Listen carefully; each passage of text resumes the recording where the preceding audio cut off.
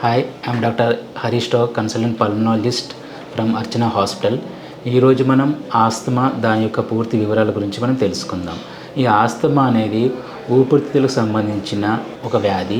దీనికి జనరల్గా మనకు కారణాల గురించి మనం డిస్కస్ చేసి, ఇది జన్యుపరంగా వచ్చే వ్యాధి. దీని లక్షణాలు చల్లని గాలి కానీ, పడని వస్తువులు తిన్నప్పుడు కానీ, ఏదైనా పొల్యూషన్కి ఎక్కువ ఎక్స్పోజ్ అయినప్పుడు కానీ, ఇలాంటి వాటి వల్ల అది ట్రిగ్గర్ అయిపోయి మనకు ఈ లక్షణాలు అనేవి బయటకు వస్తుంటాయి.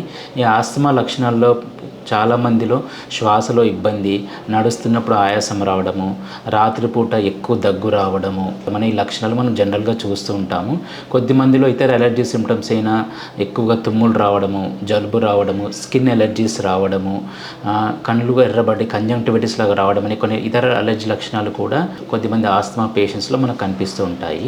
ఈ ఆస్తమాని మనం ఎలా డయాగ్నోసిస్ చేస్తాము అనే దాన్ని చూస్తే, ముందుగా క్లినికల్ ఎగ్జామినేషన్, పేషెంట్ని చూసినప్పుడు శ్వాసలో ఇబ్బంది ఉండడము, ఊపిరితిత్తుల్లో పిల్లి కూతలు మనకు వినిపించడము, నోస్లో కొంచెం పాలిప్స్ లాంటివి డెవలప్ అయి ఉండడం కానీ కొన్ని క్లినికల్గా కొన్ని లక్షణాలు కనిపిస్తుంటాయి. దీనికి ఆస్తమాను గుర్తించడానికి మనం PFT, pulmonary function test, spirometer test అనేది వాడుతాము. దీని ద్వారా ఆస్తమాను డయాగ్నోసిస్ చేయడంతో పాటు ఆస్తమా యొక్క తీవ్రతను కూడా దీని ద్వారా మనం గుర్తించవచ్చు. చాలామంది పేషెంట్స్లో చెస్ట్ ఎక్స్రే నార్మల్గానే ఉంటుంది.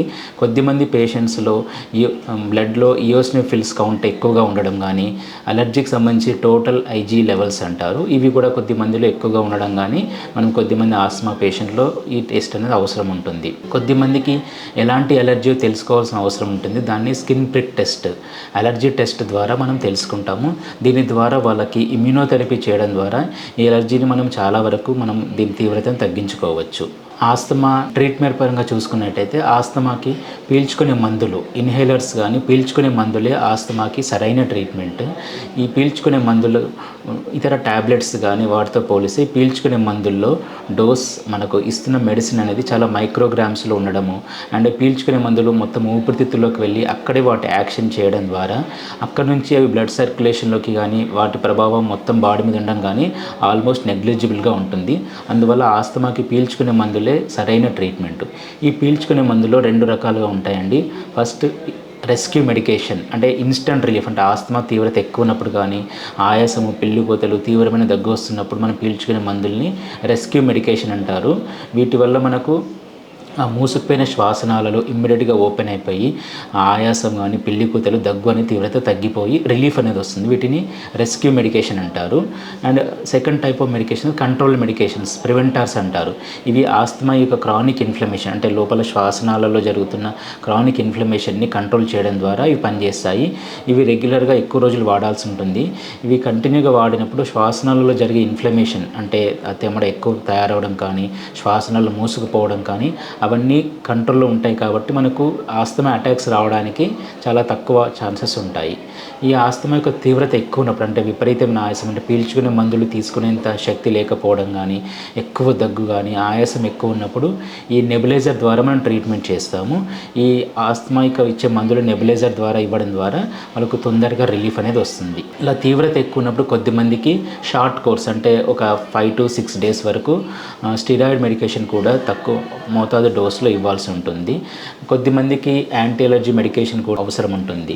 ఇంకా ఈ పీల్చుకునే మందులు, యాంటీ ఎలర్జీ మందులు వాడుతున్నా కానీ ఆస్తమా ఇంకా లక్షణాలు, అంటే ఇంకా నడుస్తుంటే ఆయాసం రావడము, దగ్గు తగ్గకపోవడము, పిల్లి కూతలు రావడము, ఇలా అన్కంట్రోల్డ్ ఆస్తమా ఉన్న వాళ్ళకి కొద్దిమందికి ఐజీ లెవెల్స్ టెస్ట్ చేసిన తర్వాత కొన్ని మోనోక్లోనల్ యాంటీబాడీ ఇంజెక్షన్స్ ఉంటాయి. వాటి ద్వారా ఒమాలిజుమాబ్, ఎమోలిజుమాబ్ అంటారు, కొన్ని ఇంజెక్షన్స్ ఇవ్వడం ద్వారా కూడా ఈ ఆస్తమాను మనం పూర్తిగా కంట్రోల్ చేయవచ్చు.